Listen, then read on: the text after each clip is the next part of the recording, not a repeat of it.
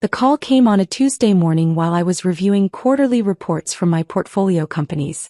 Mom's voice had that particular tone, the one she reserved for delivering news she knew would sting but felt I deserved to hear. "Rachel, I need to tell you something about Thanksgiving," she began. "Your brother Derek is bringing some very important people this year. Venture capital partners from his firm. These are the kind of connections that matter in business." I leaned back in my chair, watching the morning sun illuminate the Chicago skyline through my office windows. "Okay, Mom. So we've decided it would be best if you skip this year. Nothing personal, sweetheart, but Derek needs to make the right impression. Having his sister there, well, you understand. You work in that little nonprofit sector. These people operate at a different level." "I understand," I said quietly. "I knew you'd be reasonable about it. Derek's worked so hard to get where he is. Did I mention his firm just closed a $240 million fund? Can you imagine? My son managing that kind of money. We're so proud. That's impressive. Anyway, we'll do something with you another time. Maybe lunch in January? I have to go. I'm meeting Derek to plan the menu. These investors are used to the finest things." The line went dead. I sat there for a moment, then returned to the document on my screen. A merger proposal that would consolidate 3 of my healthcare technology companies into a single entity valued at $380 million. My executive assistant James knocked and entered. "Your 10 o'clock is here," he said. "The venture capital group from Morrison and Partners." I glanced at my calendar. Right. The portfolio review meeting. "They seem eager," James added. "Apparently they're looking to expand their healthcare tech investments significantly. Word is they've got $240 million in their new fund." Something clicked. Morrison and Partners? That's Derek's firm. James paused. "Your brother Derek?" "The same." I straightened my blazer. "Well, this should be interesting. Give me 2 minutes, then show them in." I walked to my office window, looking out at the city where I'd built my empire in silence. For 12 years, my family had dismissed my career as charity work, because I'd started in the nonprofit sector. What they didn't know, what I'd never corrected, was that I'd transitioned into private equity 8 years ago. They'd never asked. They just assumed. Derek had always been the golden child. Stanford MBA, recruited by a top firm, always in the right suit, always at the right restaurants. I'd gone to state school, started at a nonprofit healthcare advocacy organization, lived modestly. In my family's eyes, I was the disappointing daughter who'd chosen purpose over profit. They had no idea I'd turned that nonprofit experience into expertise that made me one of the most sought-after healthcare technology investors in the Midwest. They'd never noticed when I stopped working for the nonprofit and started acquiring companies. They'd never asked about the promotion that became a VP position at a private equity firm, or about the 5 years after that when I'd built my own fund. I was 34 years old and managed a portfolio worth $2.7 billion across 17 companies. My fund, Sterling Healthcare Ventures, had a reputation for turning struggling healthcare tech companies into industry leaders. I sat on 12 boards. Forbes had profiled me 6 months ago as one of the power players reshaping healthcare investment. But to my family, I was still Rachel who works with sick people, or Rachel in her charity phase. The worst part wasn't the dismissal. It was how Derek had weaponized their perception. At family gatherings, he'd introduce himself with his job title and firm name, then introduce me as my sister who does nonprofit stuff. When relatives asked about my work, he'd change the subject. When I bought my Lincoln Park brownstone 3 years ago, Derek told everyone I must have gotten some kind of subsidy for nonprofit workers. Last Christmas, Derek had brought his girlfriend, now fiancée, Melissa, who worked in marketing. At dinner, Melissa asked what I did. Before I could answer, Derek jumped in. "Rachel works with healthcare charities. Very noble but not exactly lucrative. Not like the work we do in venture capital." Dad had laughed. "That's why Derek drives a Tesla and Rachel takes the train." I'd said nothing even though my Model S was parked in my private garage and I took the train because I used the commute time to work. Even though the watch on my wrist cost more than Derek's entire wardrobe. Even though the charity work they mocked had made me wealthier than everyone at that table combined. I didn't correct them because I'd learned something valuable. Being underestimated was a competitive advantage. While Derek spent energy proving himself, I spent energy building. While he networked at the right parties, I closed deals. While he posted about his wins on LinkedIn, I quietly acquired his competitors. There was another reason I'd stayed silent. I wanted to see how far they'd go. How much they'd reveal about who they really were when they thought I had nothing. Every dismissive comment, every piece of unsolicited advice about getting serious about my career, every family event I wasn't invited to because I'd bring down the professional tone, I cataloged it all. Not for revenge. For clarity. And now Derek's colleagues, the investors he was so proud to bring to Thanksgiving, were about to walk into my office. James knocked again. "Miss Sterling? They're ready.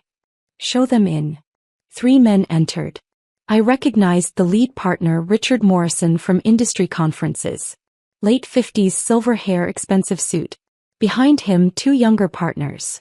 One I knew as Derek's direct supervisor, Marcus Chin, and another I didn't recognize. "Miss Sterling," Richard extended his hand. "Thank you for making time. I've been wanting to meet for months. The pleasure is mine. Please sit." We settled around my conference table. Through the window behind me, my company name was etched in glass, Sterling Healthcare Ventures. Below it, a smaller line, Rachel Sterling, founder and managing partner. "I'll be direct," Richard began. "Morrison and Partners is looking to expand significantly in healthcare technology. We just closed a $240 million fund, and we're searching for co-investment opportunities with firms that have real expertise in this sector." Marcus nodded. "Your track record is exceptional. The way you turned cardiotech around, brilliant. And the HealthBridge acquisition was perfectly executed." "Thank you. We're hoping to discuss potential partnerships," Richard continued. "Perhaps co-investment opportunities, deal flow sharing. We have capital and generalist investment expertise. You have specialized healthcare knowledge and a proven track record. It's a natural fit." I nodded, listening as they outlined their strategy. They wanted access to my deal pipeline. They wanted to learn my methods for evaluating healthcare technology companies. They wanted to attach their fund's reputation to mine. "Your fund is impressive," I said. $240 million is significant." Richard smiled. "We're quite proud of it. Took 3 years to raise. The team worked incredibly hard." He gestured to Marcus. "Marcus here was instrumental. And we have a young associate, Derek Sterling, who's been..." He stopped mid-sentence. Marcus had gone completely still, staring at my nameplate on the desk. "Sterling," Marcus said slowly. "Derek Sterling. Is he?" "My brother," I confirmed. The temperature in the room shifted. Richard's smile became strained. "I didn't realize you were related. Most people don't. We don't exactly work in the same circles." I kept my voice neutral. "Derek's never mentioned having a sister in private equity?" "No," Marcus said carefully. "He's mentioned a sister, but he said she works in the nonprofit sector." "I started there," I said. 12 years ago. But I transitioned to investment 8 years ago." Richard was looking at me differently now, reassessing. "Derek talks about his family sometimes. He's mentioned that his parents are very proud of his career. He said he's the only one in his family who went into finance." "That's technically true," I said. "He's the only one at a venture capital firm. I run my own private equity fund." The third partner, who'd been silent until now, suddenly leaned forward. "Wait, I know you. The Wall Street Journal did that profile piece. The silent giant of healthcare investment. That was you."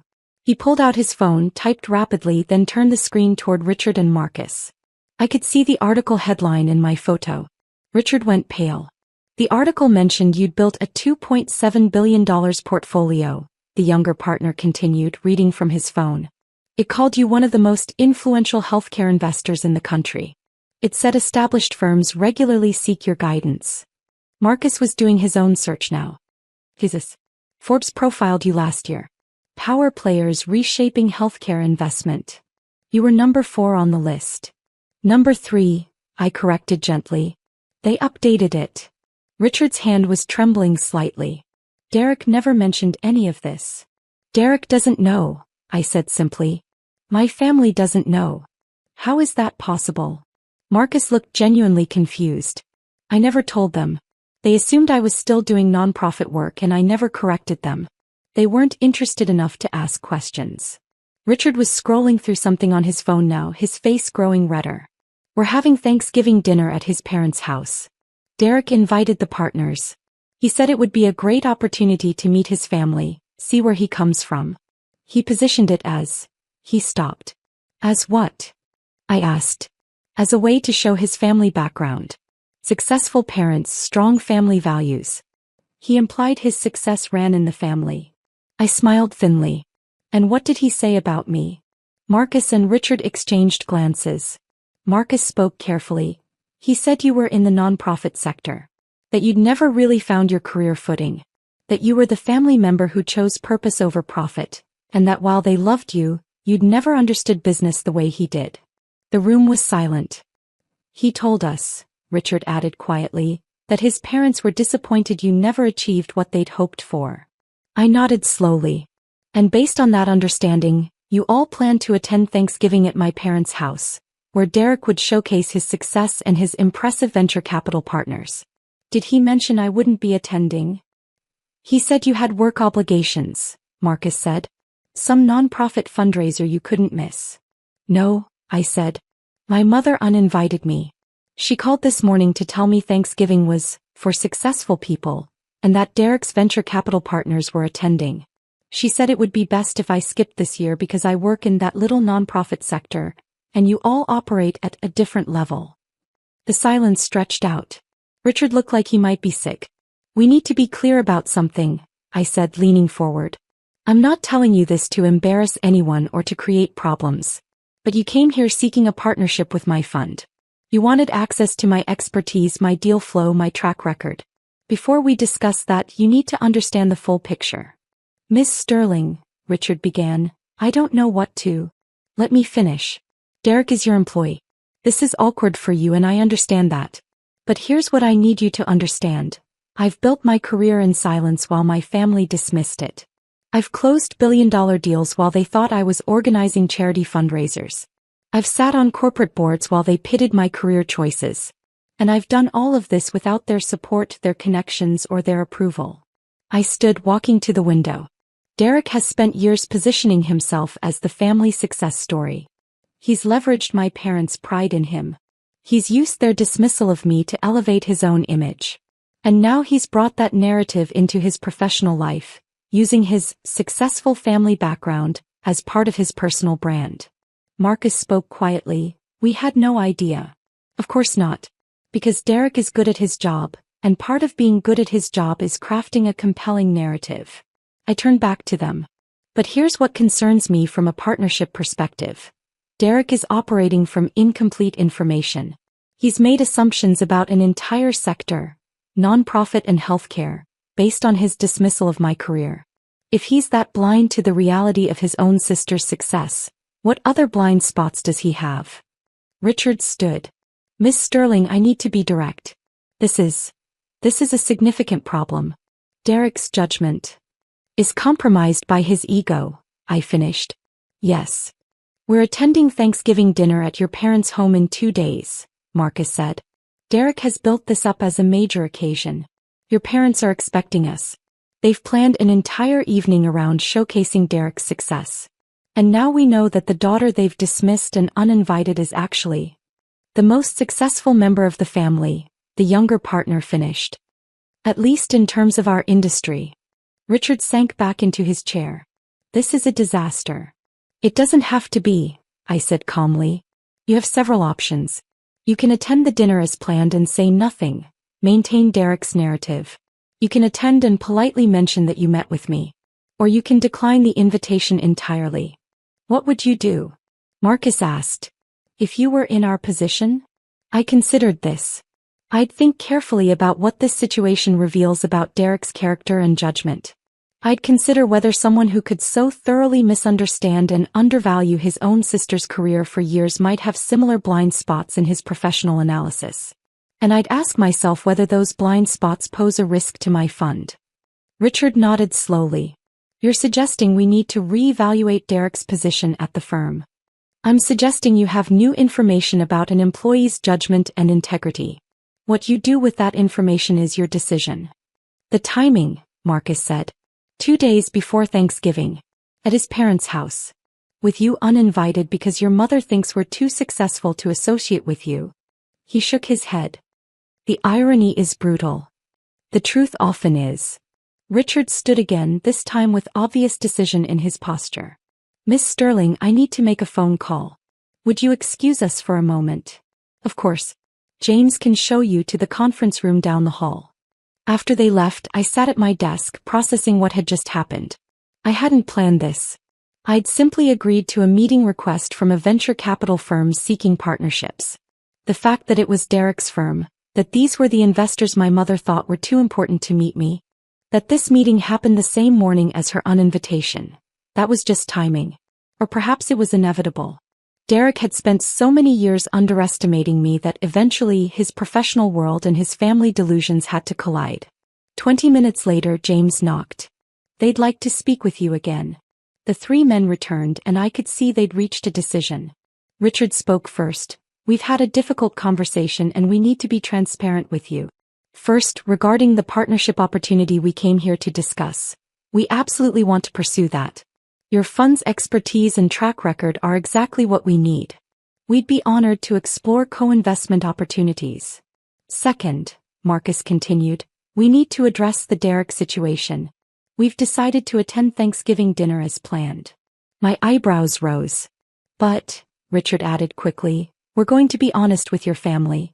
Not cruel, not vindictive, but honest. If your career comes up, when it comes up, we're going to acknowledge that we met with you today, that we're pursuing a partnership with your fund, and that you're one of the most respected healthcare investors in the industry." "Derek will be humiliated," I said quietly. "Derek has apparently been humiliating you for years," Marcus replied. "And more importantly, he's been lying to us, by omission if not directly, about his family situation. That's a character issue we can't ignore." The younger partner spoke. "Miss Sterling, may I ask you something? Why did you never correct them? Your family, I mean. Why let them believe the wrong thing for so long?" I thought about this carefully. Because I wanted to see who they'd be when they thought I had nothing. I wanted to see if their love was conditional on success. And I wanted to build something that was entirely mine, not connected to my family name, not dependent on their support or approval. "And now?" Richard asked. "Now I know the answer. Their love is conditional. Their respect is transactional.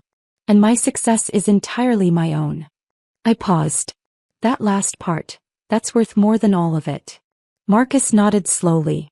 "For what it's worth, I think you've handled this with remarkable grace. Many people in your position would have exposed Derek years ago. Exposing him wouldn't have changed anything except prove I was petty. Building something bigger than his ability to diminish, that changed everything." We spent the next hour discussing actual partnership possibilities. The irony wasn't lost on me that I was planning co-investments with the same people who would be at my parents' house for Thanksgiving, celebrating the son who'd worked so hard to keep me uninvited. As they prepared to leave, Richard paused at the door. "Miss Sterling, I feel I should mention, Derek submitted a deal proposal last week for a healthcare tech investment. Given what we've learned today about his blind spots in this sector, we'll be reviewing it much more carefully." "That's wise," I said. "Due diligence matters." After they left, I stood at my window for a long time watching the city move below. My phone buzzed, a text from Derek. "Mom said you can't make Thanksgiving. Probably for the best. These investors are high level. You wouldn't have much to contribute to the conversation anyway. No offense." I stared at the message, then typed a simple response. "None taken. Enjoy your dinner." That evening, I called my best friend Sarah, who'd witnessed years of my family's dismissal. I told her about the meeting, about Morrison and Partners, about what was likely to happen at Thanksgiving. "Oh my God," she breathed. "This is like watching a Greek tragedy unfold. Derek has no idea what's coming." "He still doesn't have to know," I said. "If his colleagues stay quiet." "Rachel, they won't stay quiet. They can't. They're venture capitalists. They're supposed to identify value and potential. You think they can sit at your parents' table while Derek and your mother talk about his impressive career and your disappointing one? They'd be complicit in the lie." He was right. "What are you going to do Thursday?" she asked. "What I always do. Work. I have a board meeting Friday morning to prepare for." "You're not even slightly curious about how it plays out?" "Of course I am. But being curious doesn't mean I need to be there. Whatever happens, happens. But Sarah knew me better than that. You've spent 12 years building toward this moment. The moment when they realize who you actually are. And you're going to miss it. I didn't build my career for this moment, I corrected. I built it despite their inability to see it. That's very zen of you. Also, I don't believe you. I smiled despite myself. Fine. I'm curious. But I'm not going to crash their Thanksgiving to prove a point. You wouldn't be crashing. It's your family. It's a family that uninvited me, Sarah. Fair point. She paused. But promise me you'll keep your phone charged.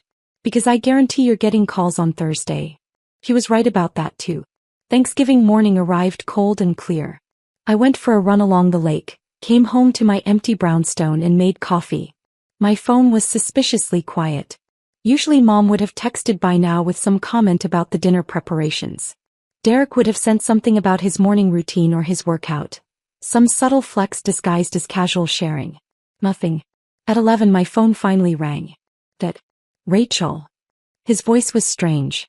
Can you come to the house? Dad, Mom uninvited me. She was pretty clear. That was a mistake. We need you here. Please. What's wrong? Please come. As soon as you can. I'd never heard my father sound like that. Small, almost frightened.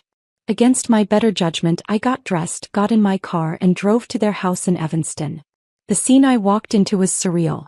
My parents' elegant dining room, usually a showcase of entertaining perfection, felt like the aftermath of something broken. Mom sat at the table, mascara slightly smudged. Dad stood by the window. Derek sat alone on the couch in the adjacent living room, staring at nothing. And at the table, looking distinctly uncomfortable, were Richard Morrison and Marcus Chen. Everyone turned when I entered. Rachel, Mom started and her voice cracked. We didn't know. Richard stood. Miss Sterling. Thank you for coming. I apologize for the awkward circumstances. What happened? I looked around the room. Marcus spoke quietly. We arrived for dinner. Your mother was introducing us to family friends, talking about Derek's success. Someone asked about Derek's sister. Your mother said you worked in charity and couldn't attend because of work obligations. Derek added some comments about how you'd never understood business. And I prompted. And I mentioned that we just met with you Tuesday. That we'd spent 2 hours in your office discussing a partnership between Morrison and Partners and Sterling Healthcare Ventures. The silence that followed must have been spectacular. Your mother, Richard continued, didn't understand at first. He thought there was some mistake. Derek said I must have met with someone else named Rachel Sterling. So I showed them the Wall Street Journal profile. The Forbes article. Your fund's website. Mom was crying now quietly. Dad looked like he'd aged 10 years in 10 minutes. Derek hadn't moved from the couch, hadn't looked at me. Your mother asked why you'd never told them. Marcus said. Derek asked if I was sure we had the right person. Your father just kept saying, I don't understand. I stood in the doorway waiting. Mom finally spoke. Rachel, sweetheart, why didn't you tell us? All these years we thought. You thought I was a failure, I finished. You thought I was the disappointing daughter who chose charity work over real success. You thought Derek was the only one who understood business. We didn't, Dad started. Yes, you did. You said it constantly. Every family gathering, every holiday, every phone call. Derek drives a Tesla. Derek manages millions. Derek is taking us to this restaurant, that event. And Rachel, poor Rachel, is still doing her charity phase. Still taking the train. Still single because no successful man wants someone so unmotivated. Mom flinched. I'd quoted her words exactly from last Easter. Why didn't you correct us? Dad asked. Just tell us the truth? Because you never asked, I said simply. In 12 years, not once did any of you ask me a real question about my work. You asked if I was still doing the healthcare thing, or if I'd thought about getting a real job. You never asked what company I worked for, what role I held, what I actually did all day. You assumed, and that assumption was enough. Derek finally looked up. His face was gray. You let me look like an idiot. No, Derek. You did that yourself. I just didn't stop you. I told them, he gestured at Richard and Marcus. I told my colleagues that my family understood success. That we valued achievement. I brought them here to show them. To show them what? That you came from a family so focused on appearances that they could dismiss one child's actual success while celebrating another child's smaller achievements? That you come from a family that values perception over reality. Richard cleared his throat. Perhaps we should go. No, I said. Stay. You should see how this ends. I turned to my parents. Mom, when did you call to uninvite me from Thanksgiving? Tuesday morning, she whispered. But Rachel. And what did you say exactly? She couldn't speak. Dad answered. She said Thanksgiving was for successful people. That Derek's venture capital partners were coming and you wouldn't fit in. And you agreed with this decision? Dad looked down. We thought it was best. I turned to Derek. And what did you text me Tuesday afternoon? He said nothing. I pulled out my phone, read aloud. Mom said you can't make Thanksgiving. Probably for the best. These investors are high level. You wouldn't have much to contribute to the conversation anyway. No offense. Marcus actually winced. So let me be clear, I continued. On the same day that these investors came to my office seeking partnerships, that they sat in my conference room asking for access to my expertise and deal flow, that they acknowledged my fund's superior track record.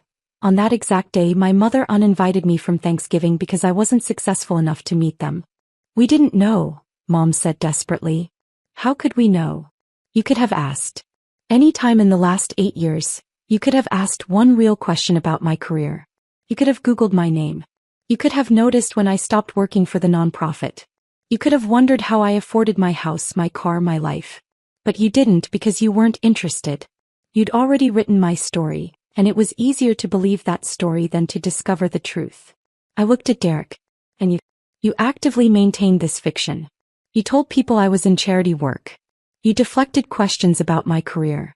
You used my parents' dismissal to elevate your own success. Why? He met my eyes finally. Because you made it so easy. You never posted about your wins. Never brought it up at family dinners. Never corrected anyone. It was like you wanted to be underestimated. I did want that, I said. Being underestimated is a competitive advantage. While you were busy proving yourself, I was busy building. While you networked at the right parties, I closed deals. While you crafted your personal brand, I created actual value. And now, he asked bitterly. What, you get to humiliate me in front of my colleagues? In front of our parents? This is your big revenge moment. Derek, if I wanted revenge, I would have had it years ago. I could have shown up at any family event and casually mentioned my fund. I could have posted my Forbes profile on social media. I could have made sure everyone knew.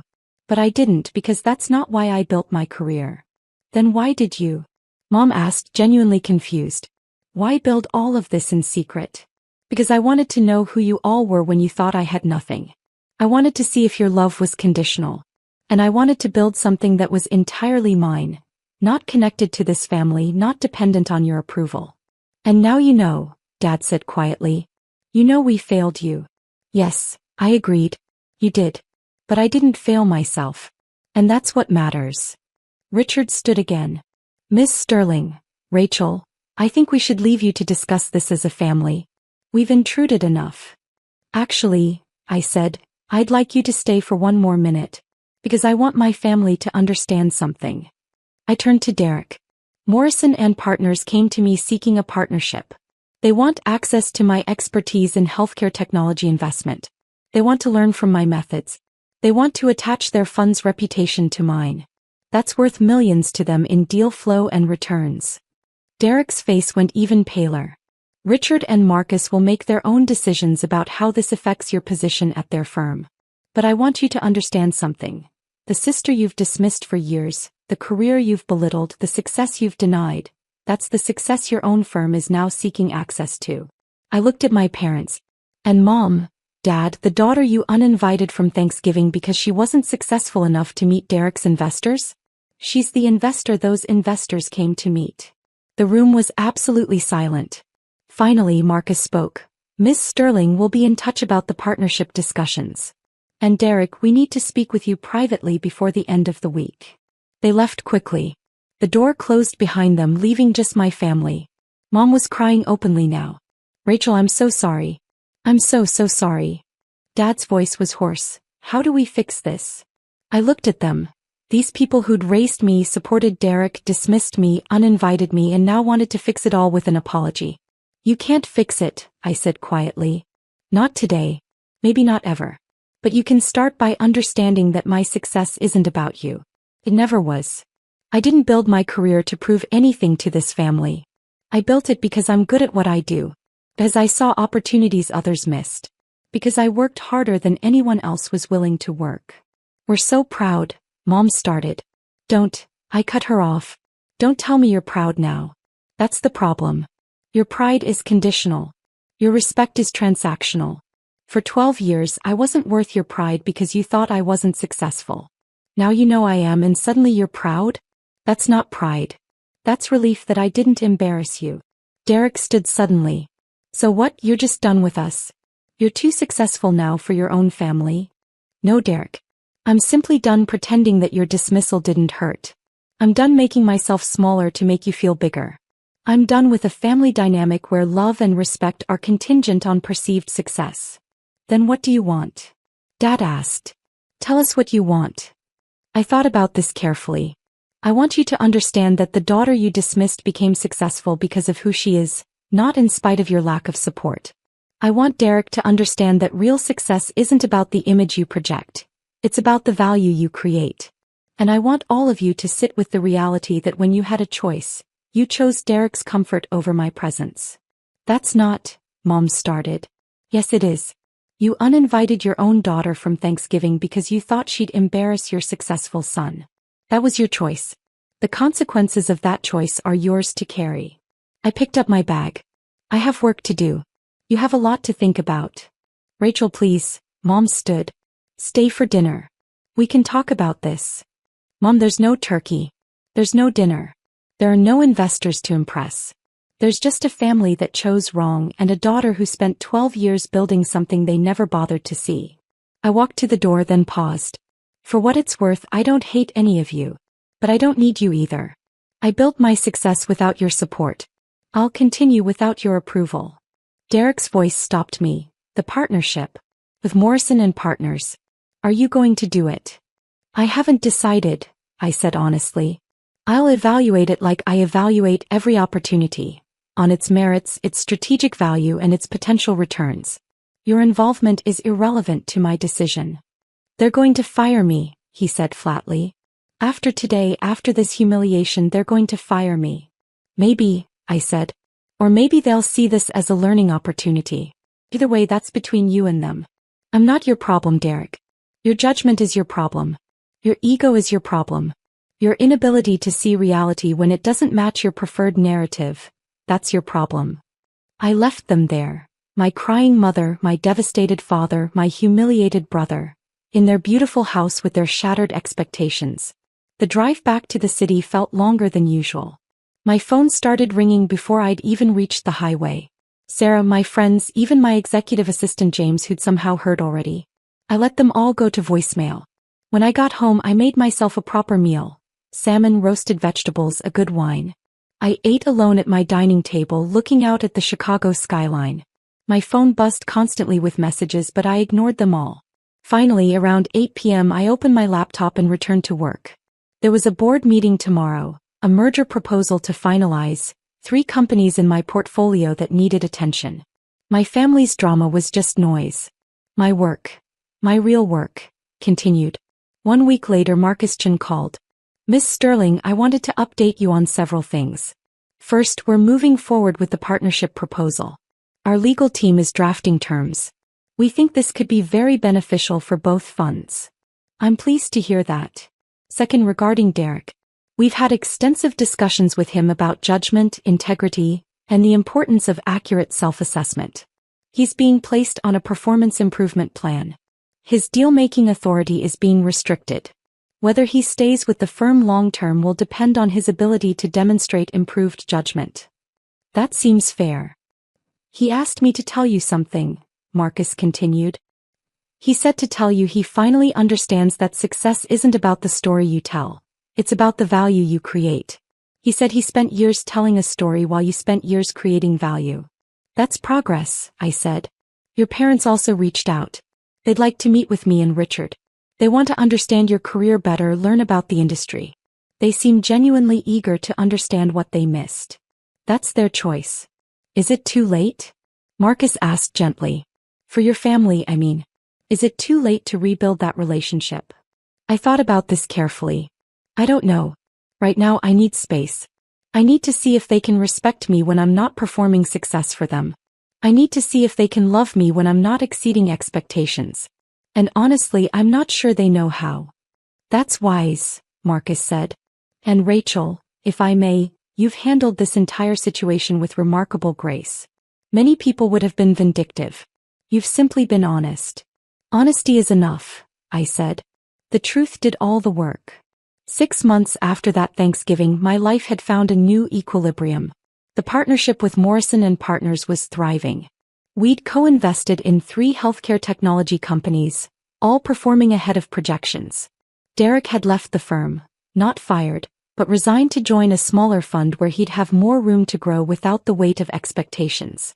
My parents and I spoke occasionally. Careful conversations, more honest than before but still finding their footing.